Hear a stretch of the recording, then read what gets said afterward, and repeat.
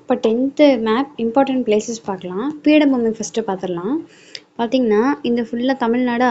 So Tamil Nadu அதுலேருந்து கொஞ்சம் மேலே வரைக்கும் என்ன பண்ணுங்கள், ஒரு ட்ரையாங்கிள் போட்டுக்கோங்க. ஓகேவா? ட்ரையாங்கிள் தலைகீழாக போட்டுக்கோங்க. இதுதான் என்னது, தக்கான பீடபூமி. சரியா? ஒரு கோன் மாதிரி ஷேப்பில் போட்டுக்கோங்க. இது தக்கான பீடபூமி. சரியா? இப்போது இந்த தக்கான பீடபூமிக்கு ரைட் சைடில் ஒரு பீடபூமி வரும், லெஃப்ட் சைடில் ஒரு பீடபூமி வரும். ஓகேவா? ஸோ ரைட் சைடு மட்டும் என்ன பண்ணுங்க, ஒரு 1 inch தள்ளி நம்ம ரவுண்ட் பண்ணிக்கோங்க. லெஃப்ட் சைடுக்கு டாப்பில் என்ன பண்ணிக்கோங்க, ரவுண்ட் பண்ணிக்கோங்க. ஓகேவா? ஸோ ரைட் சைடில் வர்றது என்னென்னா சோட்டா நாகபுரி பீடபூமி. சரிங்களா? லெஃப்ட் சைடில் வர்றது மாலவா பீடபூமி. ஓகேவா? ஸோ தமிழ்நாடுக்கு மேலே ஒரு கோன் போடுறோம், இது தக்கான பீடபூமி.